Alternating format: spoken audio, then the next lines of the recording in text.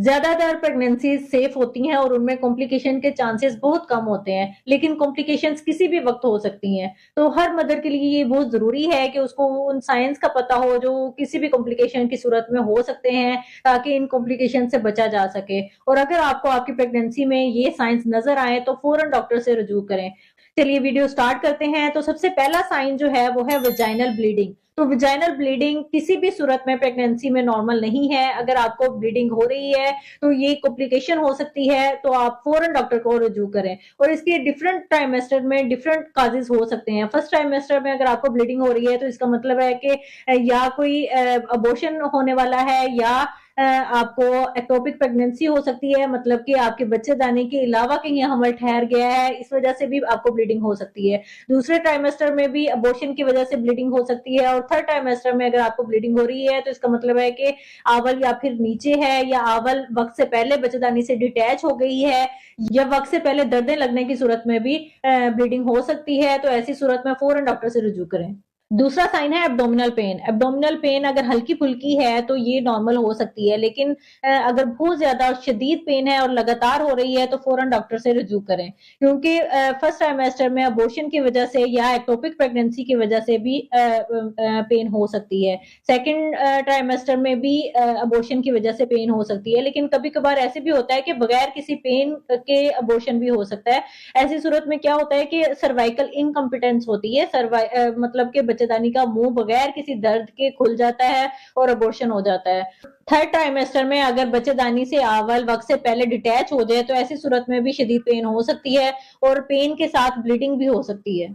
तीसरा साइन है non stop vomiting. मतलब हल्की फुल्की उल्टी या मतली आपको प्रेगनेंसी में हो सकती है, लेकिन अगर आपको लगातार वॉमिटिंग हो रही है तो ये बहुत ज्यादा खतरनाक भी हो सकती है, क्योंकि ऐसी सूरत में फिर आपको डिहाइड्रेशन हो सकती है और इलेक्ट्रोलाइट इम्बेलेंस भी हो सकता है। मतलब कि पानी की कमी भी हो सकती है और निमकियात का तवाजुन भी बिगड़ सकता है, और ये माँ और बच्चे दोनों के लिए खतरा साबित हो सकता है। अगर आपको 8 से 10 दफा वॉमिटिंग हुई हो, और 8 घंटे से आपने कोई भी फ्लूइड नहीं लिया, और 12 घंटे से आपको यूरिन भी बिल्कुल नहीं आया, और 24 घंटे से आपसे कुछ भी खाया नहीं जा रहा, तो ये एक सीरियस इमरजेंसी भी हो सकती है। फौरन अपनी डॉक्टर को लाजमी चेक करवाएं। फोर्थ साइन है बच्चे की हरकत कम महसूस होना या बिल्कुल महसूस ना होना। तो बच्चे की जो हरकत है वो बच्चे की सेहत की अलामत है। अगर बच्चा ज्यादा हरकत कर रहा है तो इसका मतलब है कि बच्चे की सेहत अच्छी है।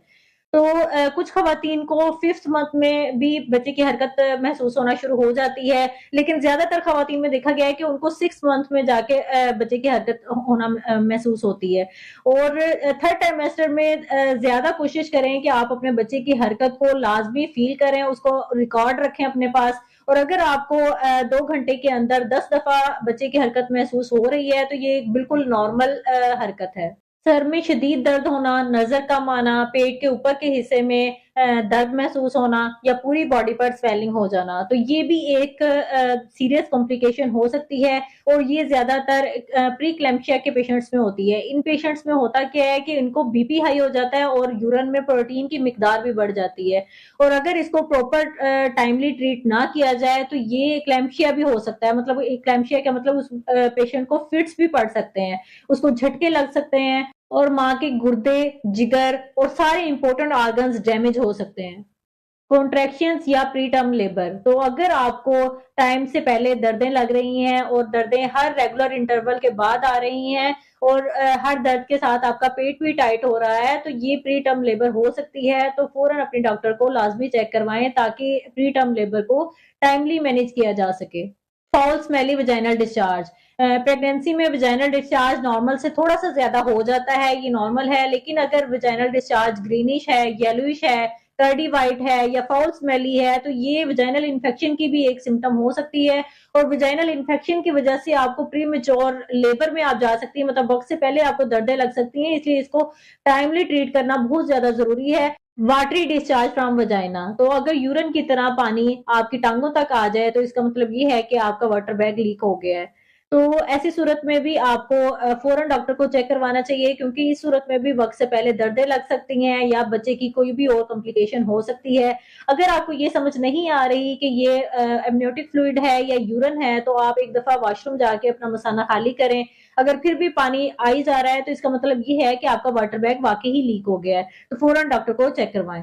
हाई ग्रेड फीवर, प्रेगनेंसी में किसी भी वजह से फीवर हो सकता है। ये एक सिंपल फ्लू की वजह से भी हो सकता है और किसी सीरियस इन्फेक्शन की वजह से भी हो सकता है।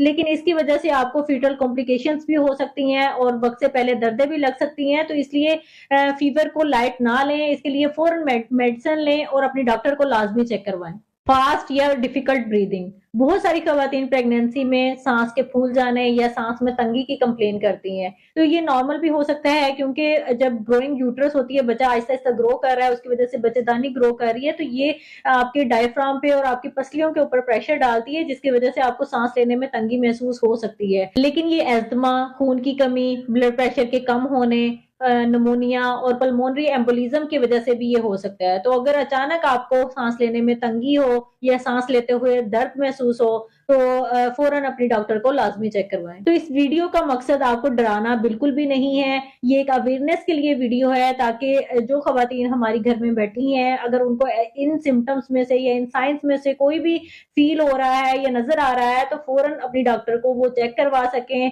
और किसी भी कॉम्प्लिकेशन से बच सकें। तो अगर आज की वीडियो आपको इन्फॉर्मेटिव लगी हो और कुछ हेल्पफुल हुई हो, तो please like, share and subscribe my channel. Video को लाइक लाजमी कीजिएगा और मैक्सिमम लोगों तक शेयर भी लाजमी करें, ताकि हमारा जो अवेयरनेस का एक मकसद है वो पूरा हो सके। अपना बहुत सारा ख्याल रखिएगा, दुआ में याद रखिएगा। मिलते हैं नेक्स्ट वीडियो में, तब तक के लिए अल्लाह हाफिज।